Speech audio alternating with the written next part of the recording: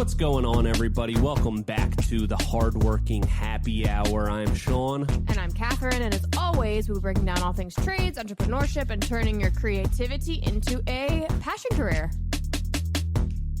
Good morning, Sean. Hey, what's going on, Catherine? How we doing today? Well, I'm doing pretty good, and you accused me of being sick a minute ago, but you kind of sound nasally. Are you sick? Me? No, I'm not sick at all. No, I'm not sick at all. You sounded a little. No, no, not at all. No, I'm really not. I feel great. I feel 100%. I'm not sick at all, and it's not that thing. That? No, it's not just where I'm like, no, I'm not sick. I don't get sick. No, it's not. Okay. But yeah, now that you mention it, I guess I do sound a little something, but no, I'm not. I feel 110% actually. So right, perfect. We both feel 110%, and perfect. Awesome. Well, yeah. Good morning. We're recording this in the morning today. Pretty exciting day today. It's Friday. We're recording this on Friday. It's the end of the week. We had a bitterly cold week, but I guess it's we still do have winter. I was kind of banking on the whole global warming thing to at least in the meantime make our winters a little bit more enjoyable for working. But now it's bitterly cold again. So what are we gonna do there? Wasn't too bad though. Wasn't too bad. Really, like Ann always says, the heat's in the tools. You get moving around, you're totally fine. Yeah. It's just the fingers and the toes, I feel like. That's the only thing I couldn't shake. Like, I was completely fine yesterday, except I couldn't feel my toes all day. But, what are you going to do about those? They're just... you don't need them. Who needs them? Who needs I miss them? Yeah. You can't really wear flip-flops anymore, but besides that, you're fine. It's fine.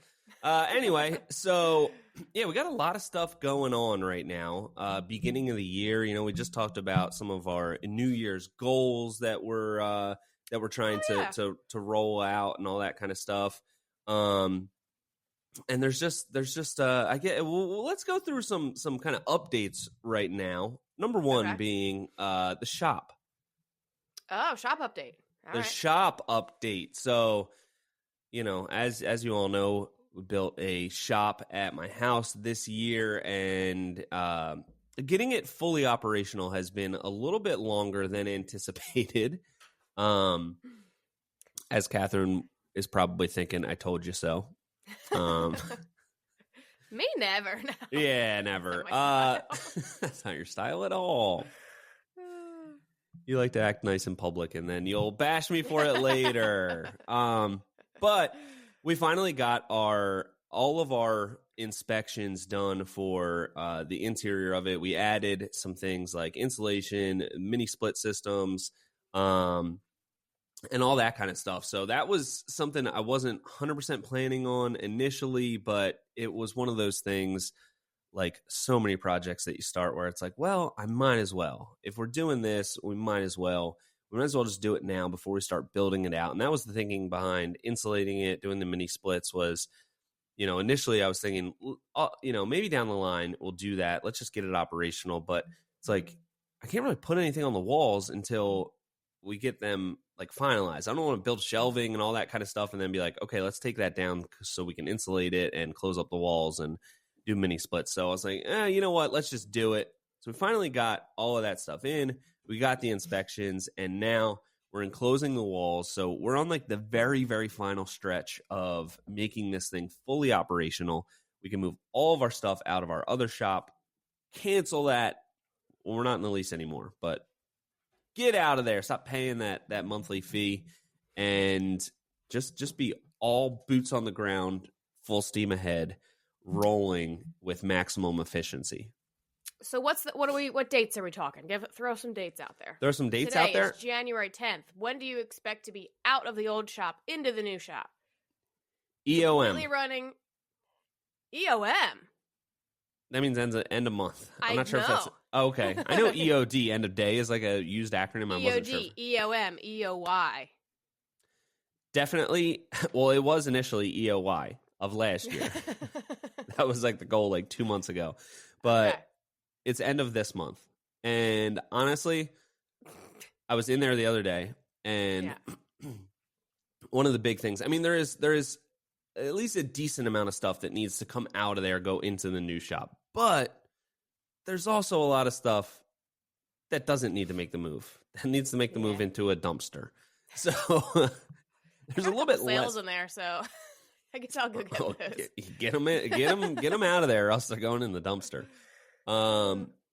Yeah, there's less things that we need to move over to the new shop than I initially thought, but we still want to have it set up. So whatever we are bringing over there, excess material, or there's not too many tools there, but we got some ladders. We've got, just some different things that we want to, if we are moving it over to the new shop, have a place for it. So it's not just like throwing everything in the center of the room and then working around that. So that was the idea. That's what we're sticking with. And EOM, we're going to be out of there. Okay, so let's just talk this through a little bit. Okay. You're saying end of month. That's 21 days, including EOM. Weekends, from right now. We're gonna have to pull somebody off site to go build these like shelving units and all this kind of stuff. No, I'm doing that. Oh, you're doing that. Okay. Yeah. After work and in your free time. After work or on the weekends. I get what you're getting at. Like, when are you going to find the time? The other thing is, I'm not going to build out all the shelving at once. I want to like figure out what is going in there right now and build shelving for that. It is leave best some to not wall pre-plan. space. Yes, it's best to not pre-plan all your storage and just kind of go at it haphazardly. That's a great plan, Sean. No, you're making it sound like it's not a good plan, but here's the idea behind it. There's a lot of wall space. There's a lot of space for things inside the shop, and I don't want to like build everything out with what I think I'm going to use it for. I want to build it out a little bit at a time. So first thing is going to be the whole back wall. Get that done and have a space for everything that is going in there right now. Once they have that, then live in it a bit before I build out every square inch of it, because it's like, oh, I might want to get this thing, or oh, I forgot, like I'm going to be using this a lot in here. It would be nice to have this right here. You know what I'm saying? No, I disagree, but hey, man, it's your shop, so. All right, well, if I'm being honest, you're usually right, so I will consider that. I'm thinking like if you're thinking about like one thing we need to store is deck boards or lumber, long dimensional lumber. Yep. Against the back wall is not really going to be the best place because you're going to have to add some sort of bracing to these shelves. So against a side wall would make a lot more sense. So you can just come in the door, swoop, put it right in there, just like in our current shop. That makes a lot more sense than the back wall. To me, how are you going to maneuver it to get to that back wall? It doesn't make sense to start with the back wall. Well, here's where you're missing it here. What we use is, number one, deck boards. They're meant to be outside. That's going to be outdoor storage. I do need to build some racks for that, so it's nice. The thing I do need to think through is how much lumber storage do I want inside? Because that, if I am storing it outside, even though almost everything we use is treated, it would have to be stacked and stored in a nice way, so it doesn't just get all messed up and ruined. So that's definitely something that I need to think through a little bit. All right, but just give it some thought. Is all I'm saying. Okay, it's a good thought. It's definitely a good thought. There definitely wasn't going to be any long storage on the back wall. It's going to be tools and things that, like, one of the things that's in there right now, we've got like at least a couple rolls of tar paper, like storage for stuff like that. We've got railing posts. We've got railing hardware. We've got plugs. We've got screws, all of that kind of stuff. I want to have a good storage system for that. So, we've got like so many boxes of deck plugs and all that kind of stuff in the shop now. So like moving that into a spot that like makes sense and it's not just like thrown on a shelf and, kind of forgotten about. You know what I mean? Sure, yeah. Stuff like that is what I'm most thinking about right now.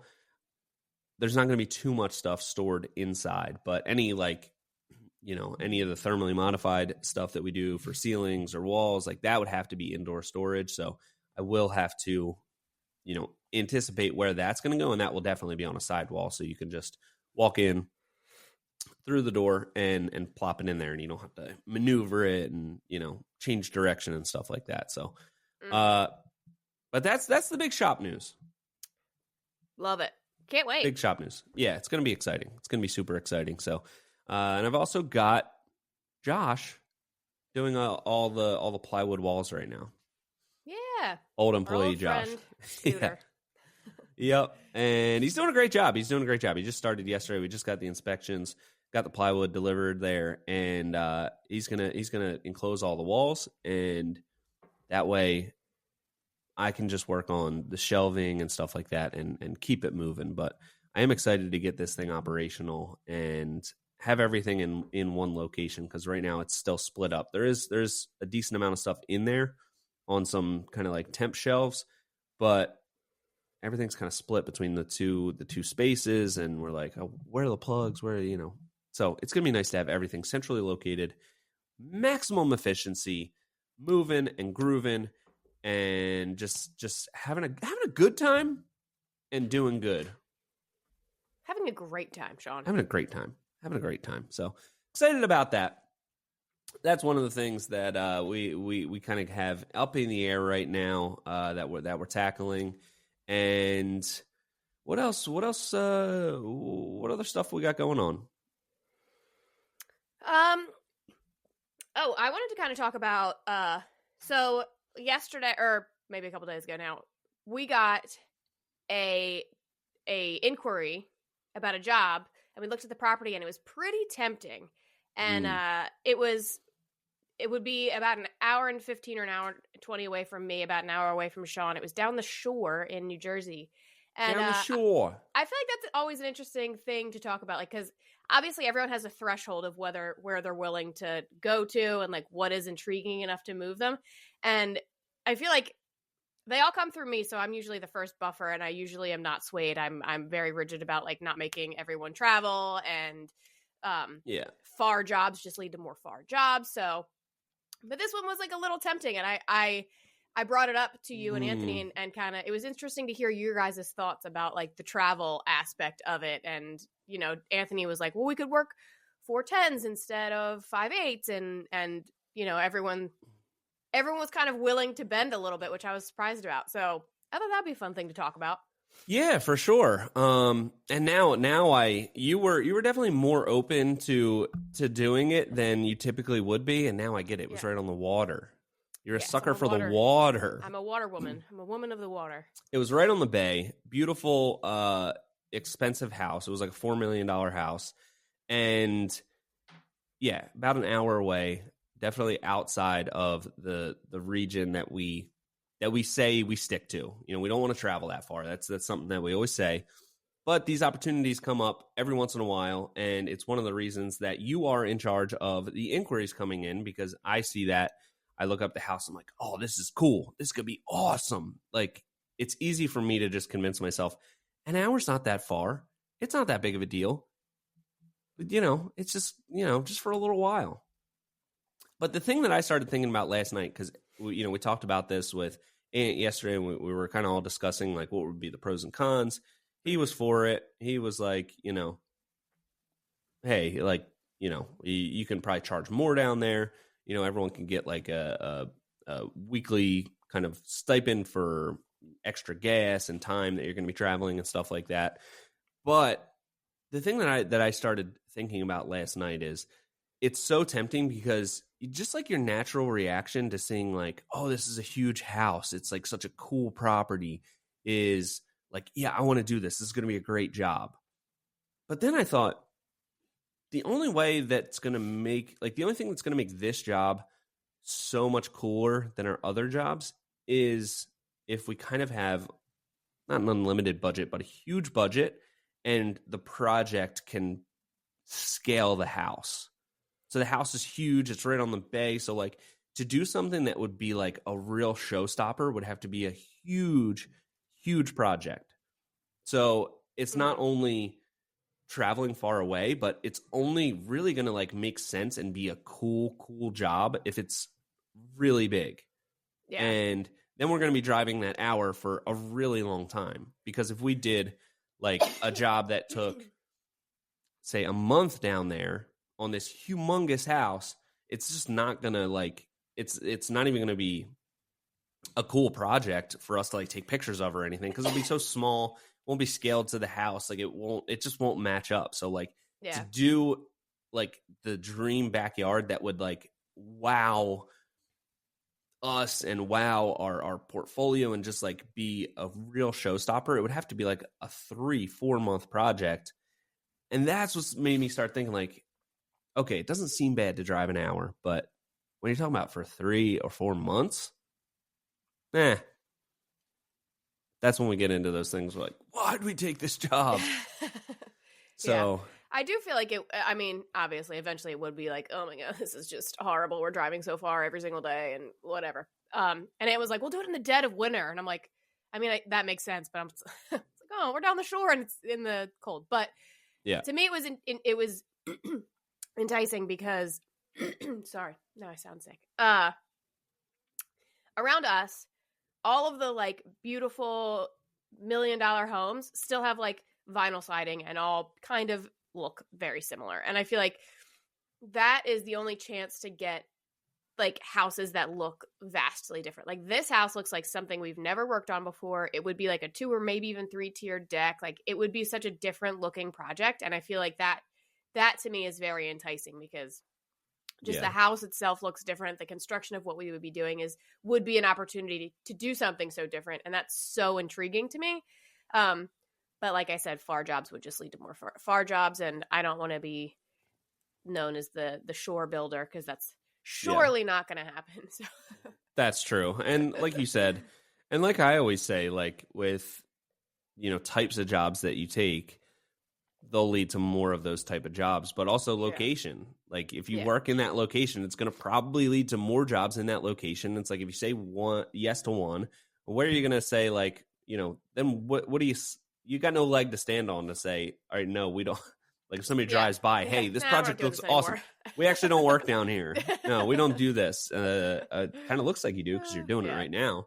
And it's hard to find people. It's not like inundated with other builders that would do this kind of project down there. So if we did make some sort of footprint down there, it would be like, we would be the people. We would be the people, but we can't be the people. We're other people's people, and we just can't do it. So I appreciate your steadfastness in sticking to what we have previously decided upon, because that could just open a whole can of worms. And, that's why you're so much better at dealing with the inquiries and sticking to, because I'll say, I could easily say yes to everybody. If they sound excited, it gets me excited. I'm just so easily swayed. So it's good that you are in charge of that, and we are sticking to what we have all discussed as a company and as a group. So, that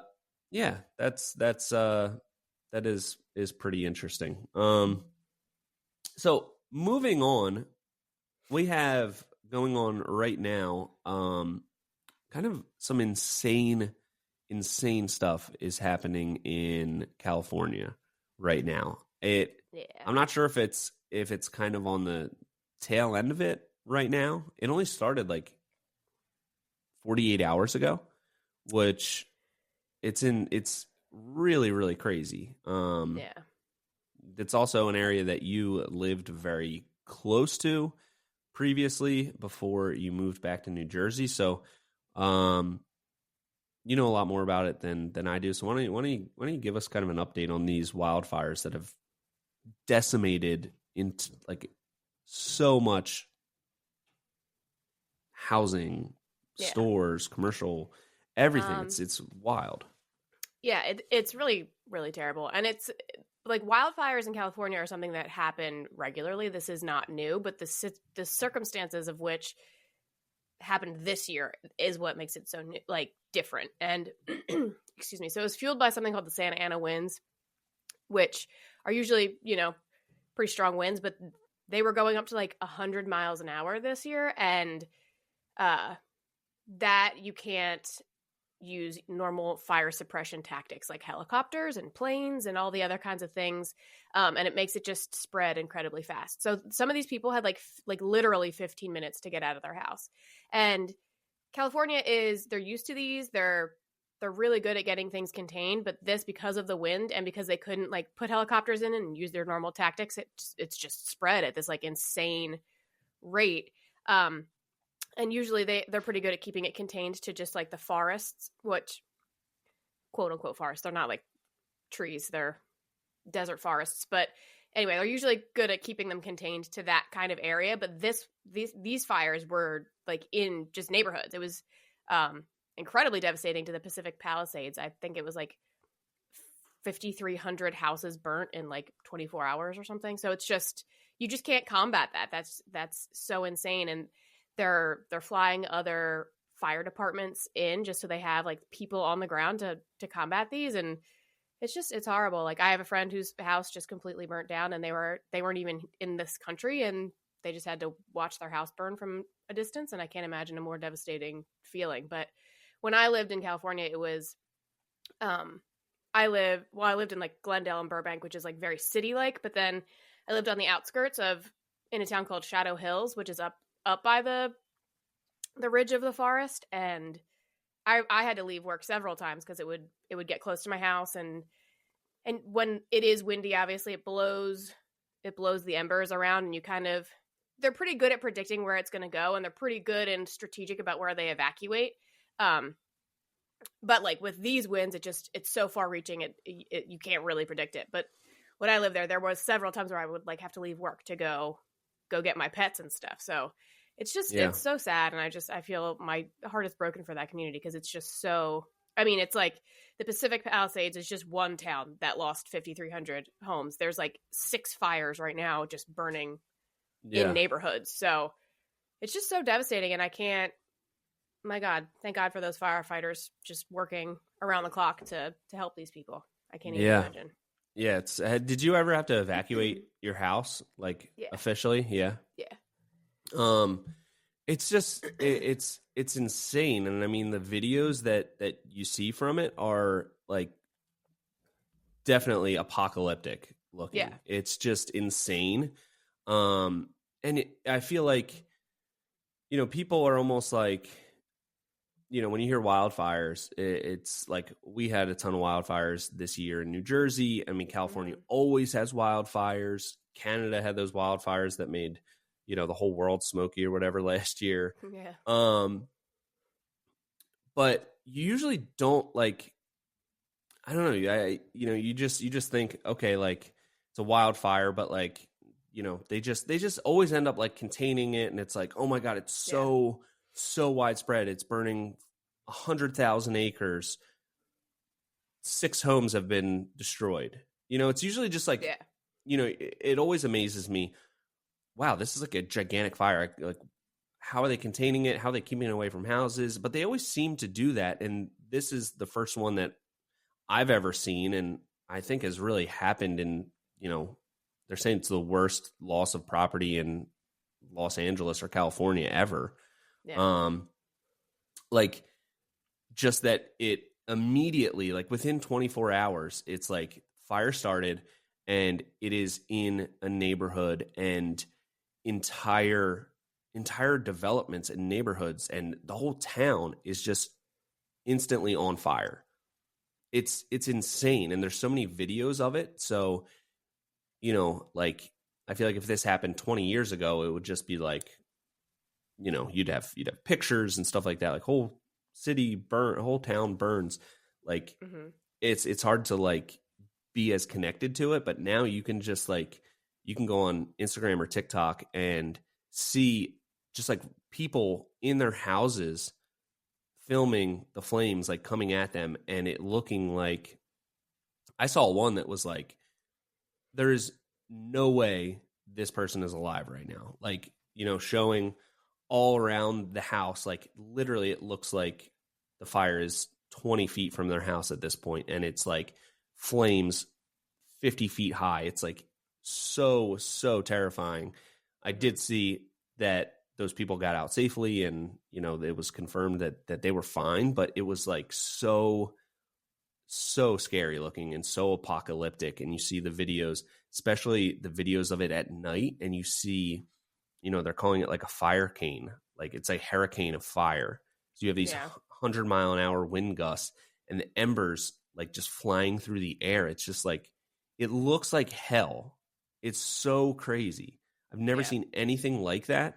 And it's just terrifying that like so quickly too. Like, I don't know, when I just think of wildfires, I think, oh, it's all the way over there. It's, and then it's gonna, that wildfire that's been burning for a while, it's getting kind of close to these neighborhoods. Mm-hmm. But like the speed at which it's like, hey, just living your everyday normal life in your house, and then boom, this fire just started 18 hours ago, and now our entire neighborhood is burning down. It's like, I can't even imagine what that's like. Like, and how are people going to like move forward from this? Like, what do you do? Like, is that town just like, can you rebuild a whole town like that? Like, I just I can't even imagine what you do in that situation, Yeah. The pictures that I've seen, like my friend who his house burnt down, it's his entire neighborhood. Like, they have like an aerial photo of it, and it's just like, I can't even imagine, like, thinking in, you think about your town, it's like, I can't imagine if this entire town was just burnt to the ground. Like, where do you even start? And I imagine that like going through all the insurance stuff is just going to be a nightmare, because there's a million, all of these people are displaced. Like, how do you even start? Like, you're going to be on hold for 4 days just trying to get a hold of a person, because they're so busy with claims and stuff. So all these people are displaced. They're trying to live in hotels, and even just during the evacuation orders, it's like you can't even sleep, because you don't know if your area is going to be next. You have to wait and hear. And when I lived there and we were evacuated, like the fire department came to our house and like knocked on the door and told us we had to leave. In certain instances, like one time I was at work and I got a call, and they told me that my house was in an evacuation zone. The other time, someone just knocked on our door and said like, "Hey, you got to go." So I think that they're pretty good about that. But like, when the entire city is being evacuated, there's not enough people to go like knock door to door. You have to be on it. And how are you going to sleep? Like, being that close to you, like, I don't know if it's going to come, if the winds shift 5 degrees, I'm going to be in an evacuation zone, and what am I going to do? So, but I do think that this is a good reminder for people to like have, no matter where you live, have like some sort of evacuation plan of your house. Like, make sure that all of your pets, and it's literally what I did yesterday. I made sure that I have a lot of pets, so I made sure that everybody has their own crate with their names on it, with my name on it, with my phone number on it, just sitting in a box in the basement, so it's ready if I ever need it. Or if, God forbid, if you're not able to evacuate your own home and you have to send somebody to go get your pets or your things or whatever, make it just easily accessible, so you just put it there, and hopefully you never have to worry about it, but it's there if you ever need it. And like, make a list of what documents you would need to get in an emergency, or all that kind of stuff.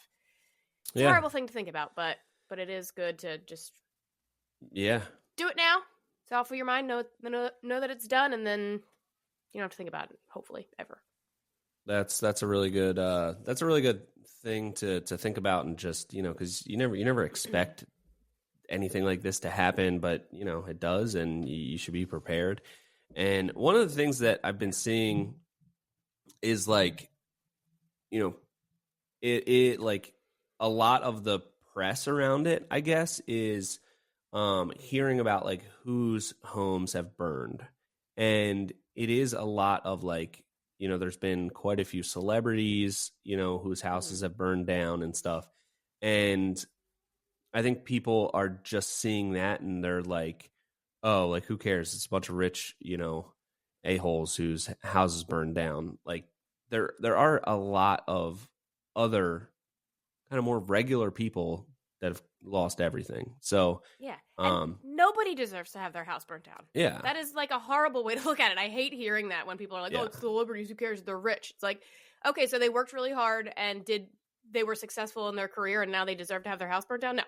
Nobody deserves to have their house burnt down, whether they're a celebrity or not. That's a horrible thing to watch all of your things and worry about your family, and it's That's horrible. I hate hearing that. Yeah. So have a heart, people. Have a heart.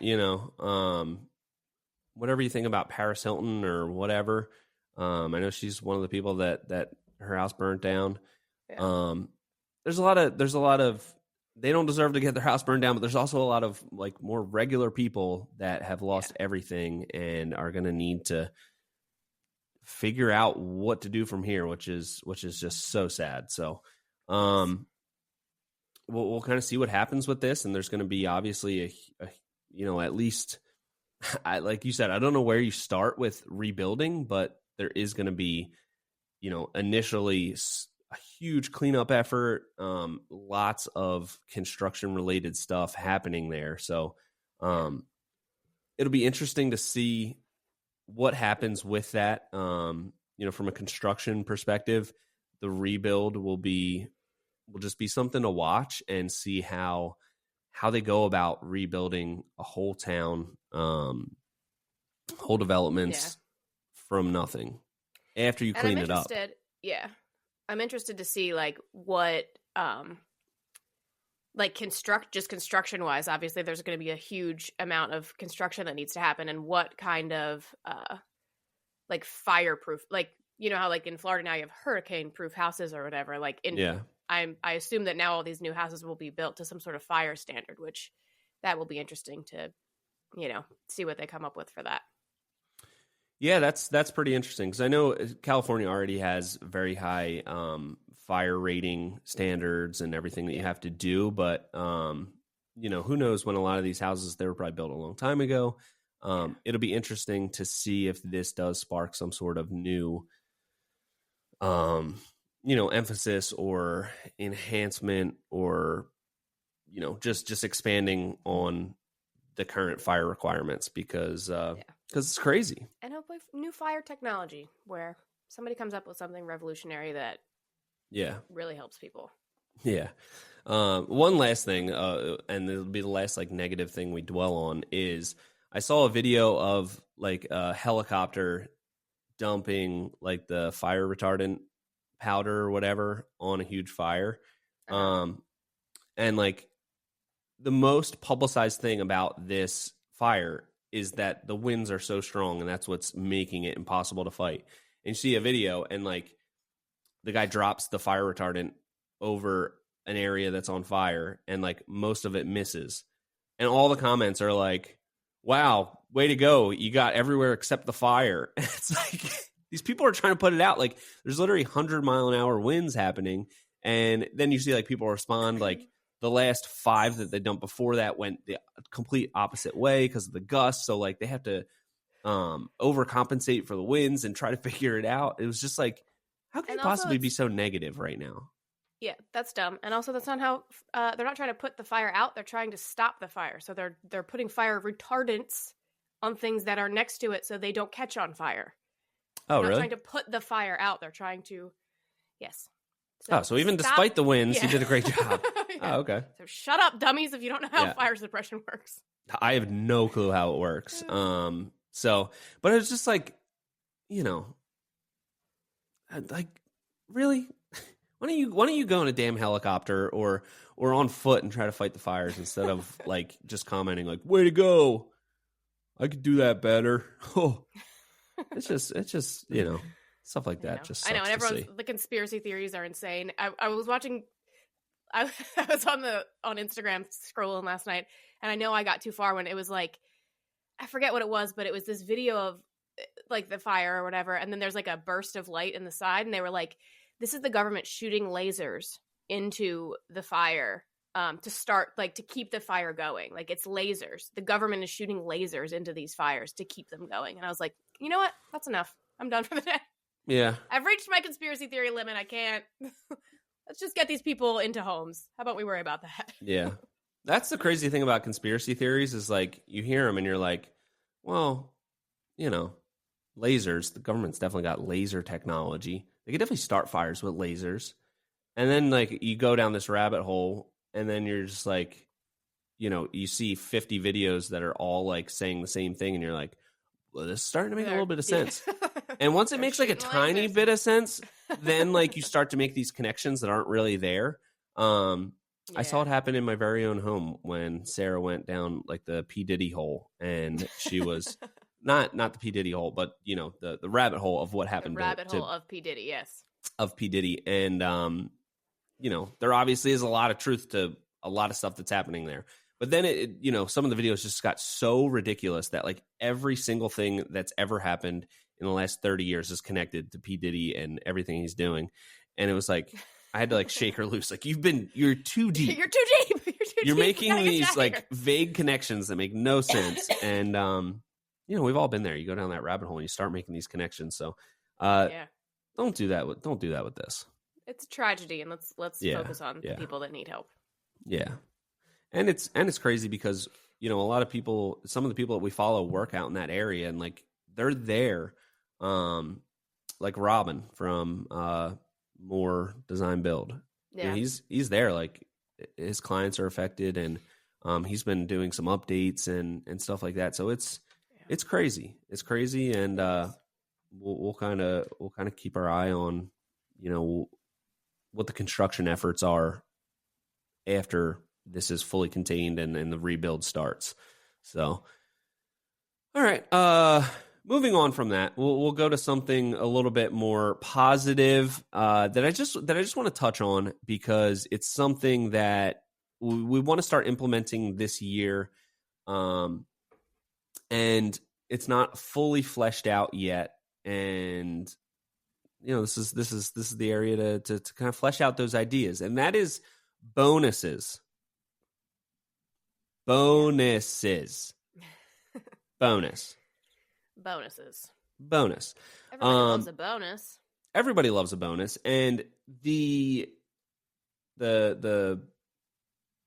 idea or the thought kind of started with the year-end bonuses this year, and it's tough for me to do any of this, like like a year-end bonus, sick days, like all of this like stuff that like you do as a company that's like, this is like a thing that you should do. And obviously you should, but like I've never worked anywhere. So like a lot of times, like with the sick stuff, with the year-end bonus, I just feel like I don't know. I don't have like a frame of reference of like what it should be. And I gave everybody a bonus last year, and everybody seemed happy. But, I think if I give anybody any amount of money, they're not going to be like, you guys aren't that rude where you'd be like, even if you thought it was like skimpy, like, really, this is it? Like, it'd have to be really low. So I'm like, I don't really know, like what that should be, and I want to make everybody happy, and I want it to be fair, and like, but it just felt like, okay, to just do this blanket thing just seems kind of like, it just seems kind of random, and I don't know how high it should be or whatever. So I decided like, and we'll still do that year-end bonus and stuff like that, but having like more control over some other bonuses that we can enact throughout the year that kind of, they say with everything, if you're trying to do something to motivate people, like gamify it. So like give people like an objective and, make it kind of fun, or, give them that little bit of incentive. And it doesn't have to be a huge bonus. Because one of the main things is like when I started the business and really got full-time employees, like I wanted to be a little bit different in this industry and give people a salary. So it's like, what you can count on, you don't have to fret if we have 3 rain days or whatever, and you're not going to get paid. Like I wanted people to have a good salary that like baseline you're taken care of. Everything on top of that is truly a bonus, and it's extra. But I wanted to come up with ideas of how we could enact bonuses that are just fun and fair and incentivize people to, to just, I don't want to say do more, because I feel like everyone already does a lot, but like just feel like if I put in this extra work towards this one specific goal, I can reap this reward from it. You know what I mean? Yeah. What are your thoughts on it? Because I already brought it up to you. Help me here. Help me flesh this out. Yeah, I think bonuses. I like. And don't say every week that we record a podcast you get $1 million bonus. It was not sustainable. Can I at least get one of those though? 1 million for yeah. Right. Yeah, we'll see. All right, cool. All right. No, I think I like them being incentivized. Like, I like them being gamified, like you said. Like, yeah. But in that case, then I feel like they have to be very individual. I don't think it's fair for like a group of people to be like, okay, if you guys get this job done by this time, then you get this bonus. Because then it's like you're really relying on other people to get your bonus, and then you're going to resent your fellow employees if you don't get it. Yep. So I like the idea of like individual bonuses, and I think that can really work on people's like getting people to feel like appreciated. Like, if you are noticing either where like they have an interest and are excelling, or you're filling some sort of need that like, okay, we got to work on this area, like let's give them an incentivized bonus system to kind of like let's get this kind of off the ground. Or so I think that there's a lot of merit in that. But I just feel like there's a fine line before they kind of feel like cheapened. And I don't know exactly how to put words to my thoughts on that, because maybe it's just because my past employment experience. I'm not sure, but there's like a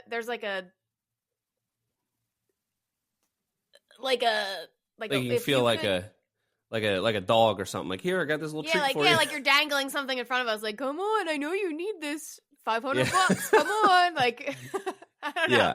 Something about it doesn't feel great. We can leave you out of the bonus system. That's fine. That's fine. I know. Catherine doesn't want to be eligible. I'm out. I already said I'm out.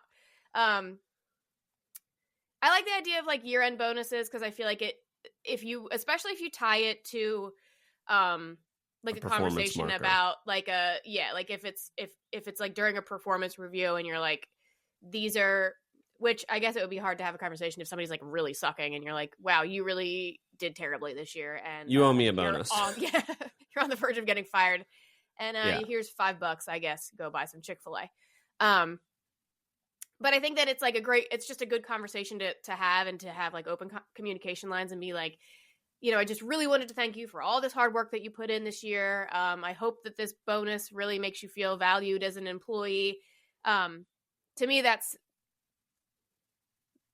more, I don't know. I just don't know how to put words to how I feel about it. But like, to me, that feels more of like wow, they really appreciate me. And like, I'm glad we had this conversation. And now in that conversation, hopefully you'll give them actionable steps on how to even get better, and like think, okay, like if I want to get this bonus again next year, like I got to do all these things that you just told me to do. It's actionable steps. I know exactly what's going to be expected of me. And I feel like incentivized bonuses kind of just, you're like, all right, made that bonus, all right, what's next? What's bigger and better? Come on, what's next? I got to get another one. And you're like, whoa, hang on. I'm out of budget. I'm out of bonus budget here. That was it. Yeah. So that's kind of what, that's kind of what led to me thinking about this, is like that year-end bonus. And like, it hadn't been tied to anything specific, like an exact profitability percentage or anything like that. It was just kind of like, each year you kind of do it as, a little something. And as the company grows, you can afford to do a little bit more. But the one thing that I always like to like think about is the sustainability of it. So it's like, I don't know, this year, could I have afforded to give more as a bonus?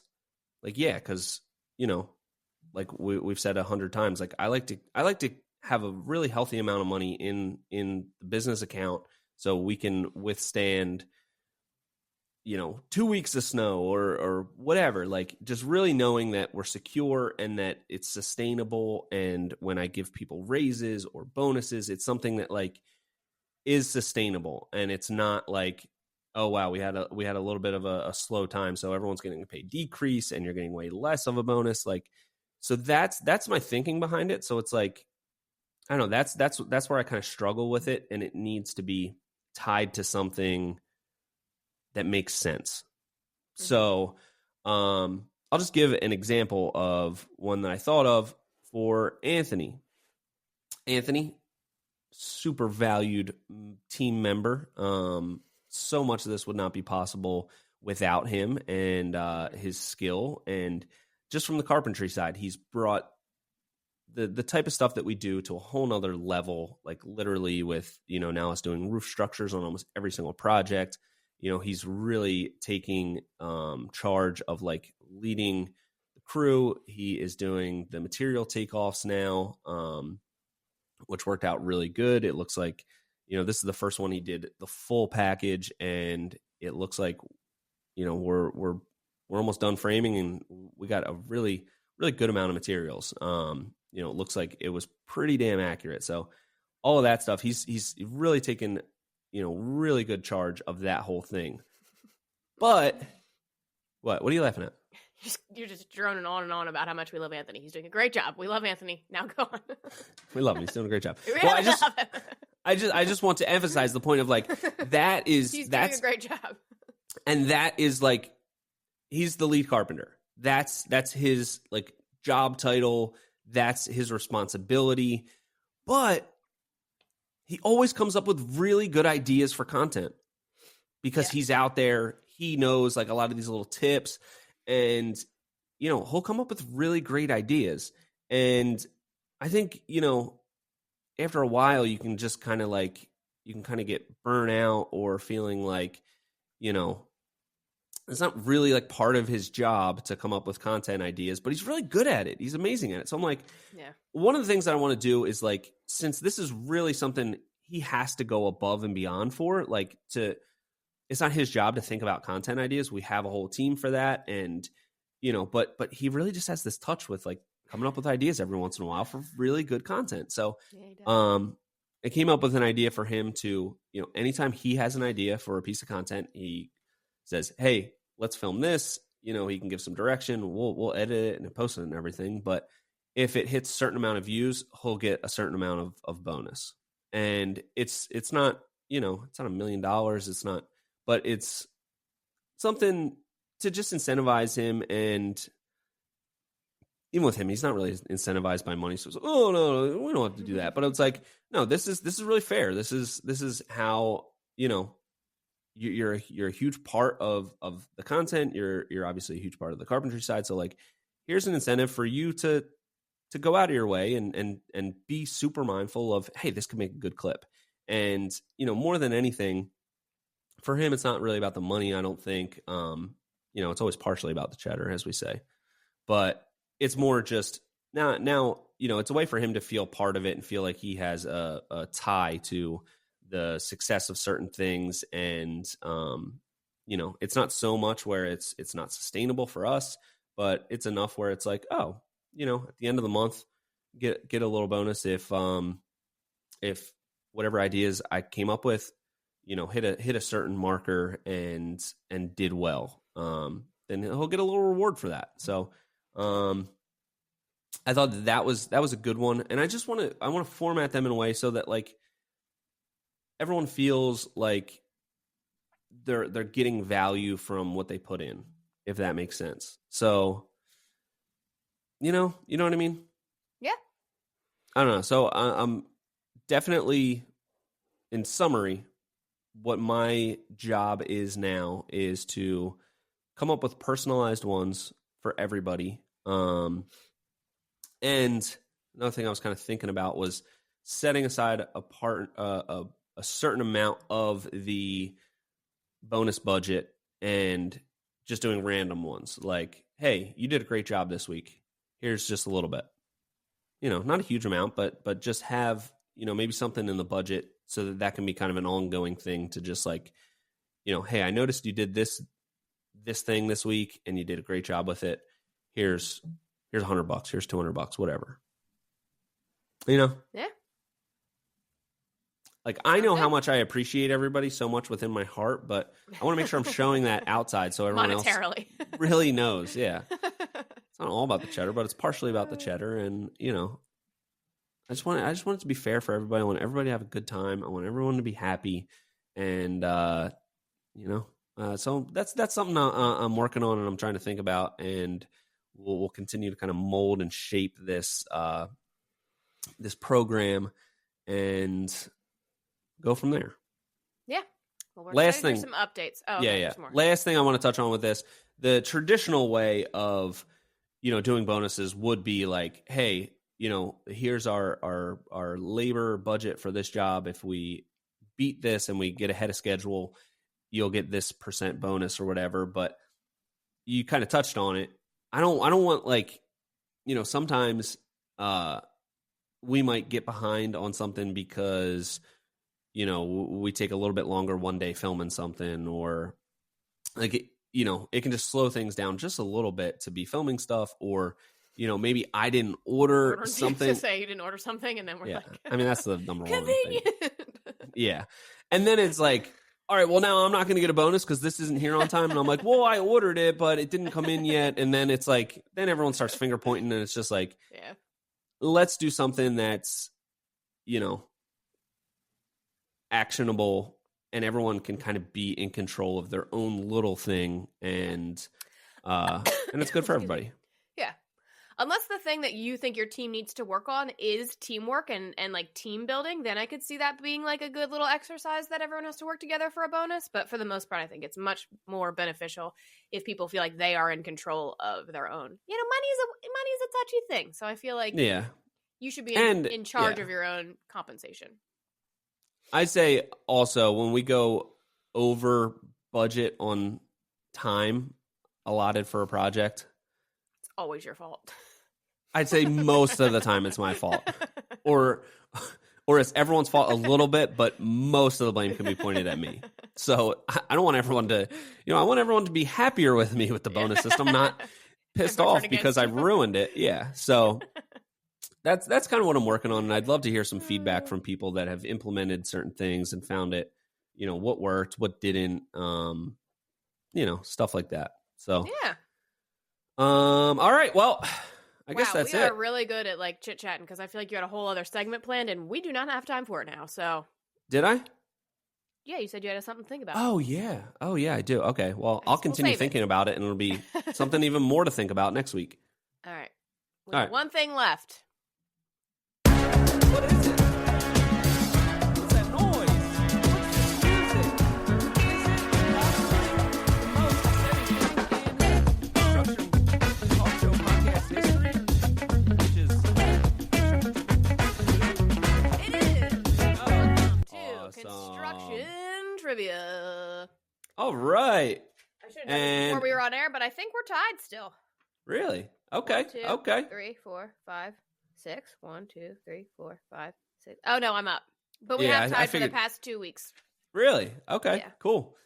All right. Well, let's just on my little thing here. Yeah, let's just we did chit chat for a lot longer than I expected as well.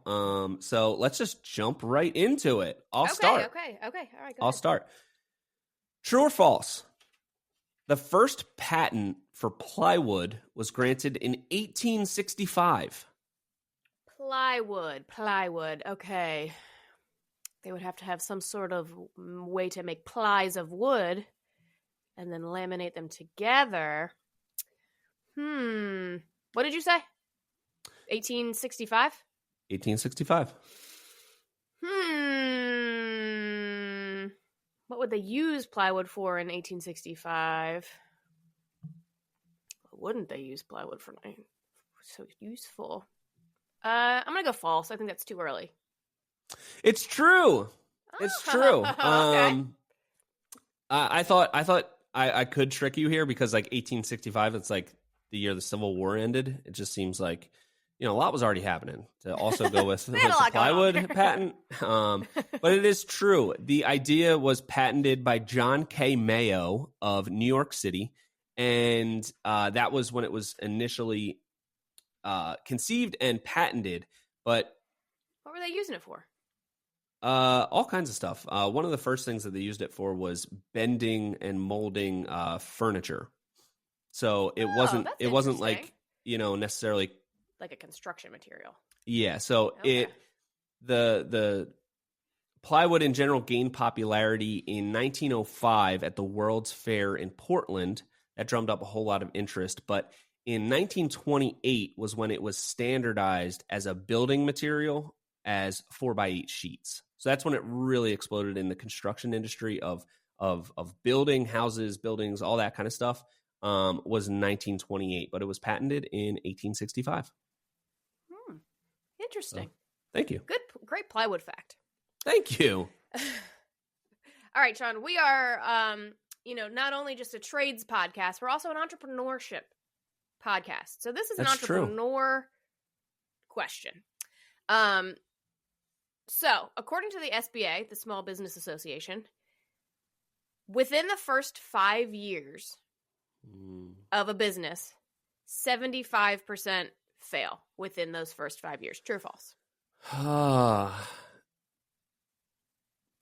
5 years, man. 75, that's so many. Could it possibly be that? I know. So many losers out there. No, I'm just kidding. I'm going to say true. It's false. It's 50. You got a 50-50 shot of making it past your first 5 years. It's a coin flip. Exactly. So before you start, flip a coin, and if you're, see how your luck works out. Yeah. Wow, 50. Okay, 75. 75 is too high, yeah. I know it's like 90% of restaurants. It's very high for restaurants, yeah. Yeah. And I knew it was a high number that, you're really taking your chances, but I thought that was interesting. 50-50 shot. Yeah. Hey, not bad. Try it out. Yeah.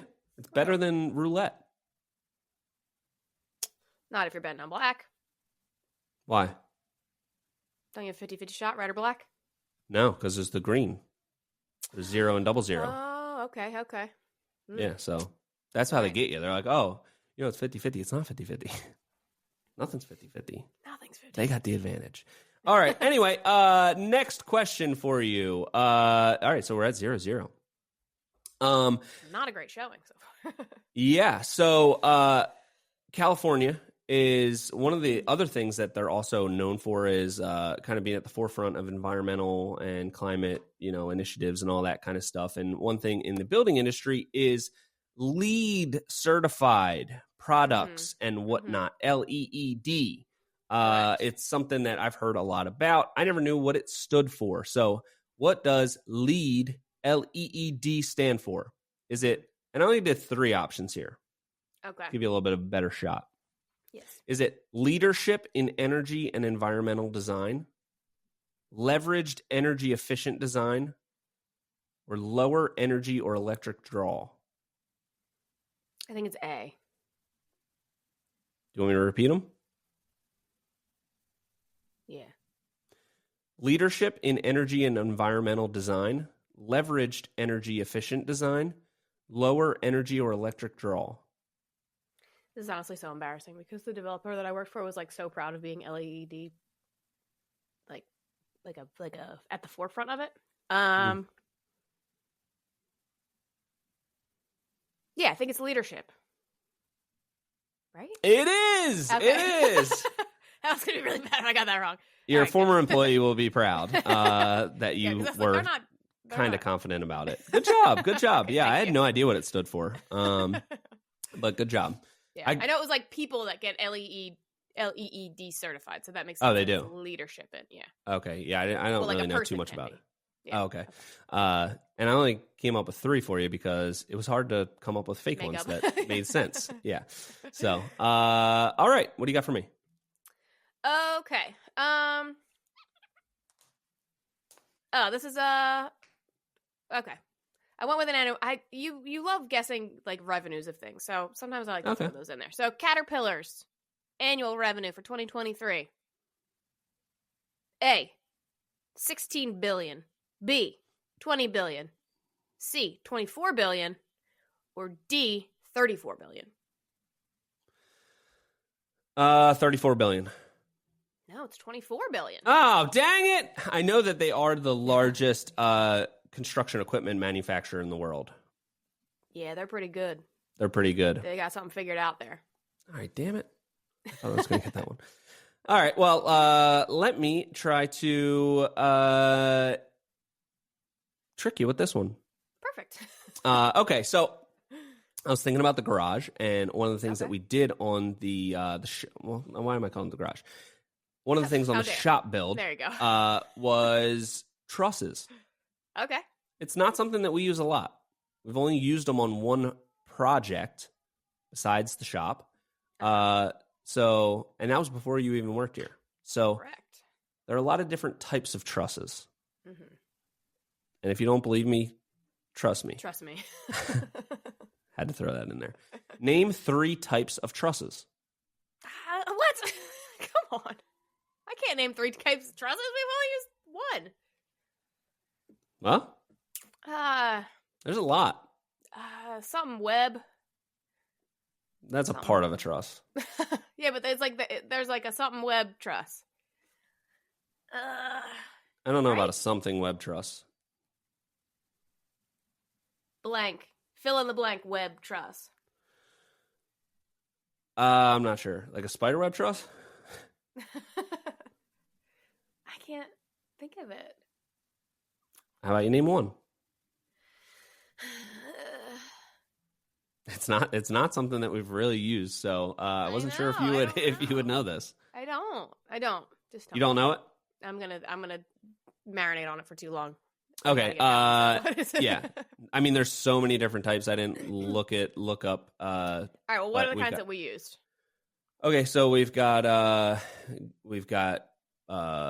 regular truss. We've got the gable truss. I could have said regular truss. That would have counted. Well, no, that wouldn't have counted. Regular truss. It's probably regular. That's just like a truss. But we could also classify. We got the gable truss, which is the truss on each end. We've got an interesting one. We have. Well, still, that's only one. This was a trick question. No, it wasn't. So we also have. All right, hold on. Let me give you some more examples. And gable so far. I thought you meant like architecturally, like. Well, that's what I was going for. Okay, bad examples. I'm sorry. Okay. Let me get on with it. We've also got floor trusses, which is an interesting one. Not roof at all. Wall trusses. Floor. No. Wall. No. Stop it right now. Put the brakes on it. This is a dumb question. Okay, we also have what we put up in the shop, which you should have got. Attic trusses. You should have been more specific. Has living space up top. That's not like... All right, stop it. I'm giving my examples. Scissor trusses. All right, that's acceptable. I should have known that. But that's what I thought you were going for. Like, more like technical terms, not like, oh, this is an attic truss because it's got a hole in it because that's where you put your attic. Attic truss is... Floor truss. No, attic truss that's an architectural type of truss. Trust me. Dumb question, Sean, and you should have been more specific. You're a sore loser. I was open to a lot of different things. That's why I said name 3 types of trusses. Guess what? Yours is about to be way harder. All right, what do you got? I can tie it up here. Anyway, one of the things I've been looking up construction news, and all of it is just like, oh, the administration's changing. These are all things that are going to be changing, and blah blah blah. Mm-hmm, so one of the things that Trump says that he wants to do is shorten the construction process for federally permitted things, which are like infrastructure things or bridges or EPA things or federally protected land things. So I was like, oh, well, what's going on that's like big near us? Francis Scott Key Bridge that got hit by a boat.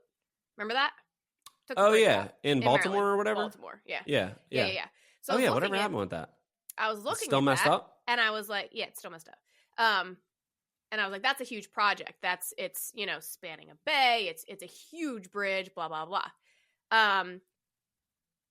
The permitting process, they have an estimate for the permitting process and then the build process. Okay. How long do you think the permitting process for the Francis Scott Key Bridge is estimated to take? Well, it sounds like it's still ongoing, and I feel like that was at least a year ago. I'd say 3 years. It's just a guess. Son of a bitch. Is it? Exactly 3 years. Yeah. Really? They estimate 4.5 years from start to finish of the entire build, but the permitting process is estimated to take 3 years. Which that's too long. I imagine I was thinking about it in terms of like us, and I'm like, oh my God, this permit is taking a month. This is crazy. And I guess there's a lot more that goes into building a whole entire bridge, so it does make sense that it takes a really long time. But I was like, 3 years? Don't they need that bridge like pretty soon? Aren't they kind of like hurting without that bridge there? Excellent guess on the 3 years. Thank you. That is insane. That is crazy. And I am, I'm on the side of, I guess, less regulation with some things that are annoying to me, like permits in general. I do acknowledge the purpose of permits and their importance as just a standard to live up to, but sometimes they are insane. And this is definitely an example where that's insane. It shouldn't take 3 years to permit it. Yeah, pretty crazy. And I feel like with like nobody needs a deck. I can understand why those permits like get pushed to the side a little bit, but like a bridge in a major artery of this country, I cannot imagine why that would need to take 3 years. Where is that? Is that on 95? Yes. Is that like a 95? No, bridge? No, it's not. It is a highway, but it's not. Yeah. Like it's a major connector, but it's not. I don't think it's 95. Okay. That's silly. That's insane. All right. Well, we tied again. Look at that. Tied again. Wow. All right. Wow. All right. Well, one thing I wanted to say. Well, first off, love you all. We'll start off with that. But we have some exciting guests coming up. We have Garrett Davis, the life of Bub. Maine carpenter that moved to Florida and just awesome dude, awesome story, great craftsman. And we also are going to do a follow-up episode with Dan Preston Hardscape Design, Hardscape mentor. Again, could say the same things about him. Awesome guy, awesome craftsman, really an artist, just a good dude. So those are going to be coming up. And in the first episode, shortly. We talked about a lot about how his business was going to change. And now he's on the other side of that. So I'm really excited to hear all about how everything has changed for him and how he's grown this brand new thing. And it should be a really interesting follow-up episode. Yeah. So before that drops, go listen to the first one. And then you can, get caught up. Get the backstory. To the new one and see how he's Radio. grown as a person. All right, well, that's it for us. If you enjoyed it, please take a second, leave us a review, share it with somebody, or follow on whatever podcast app you're listening to right now. But until next time, this has been Hardworking Happy Hour. See you next week.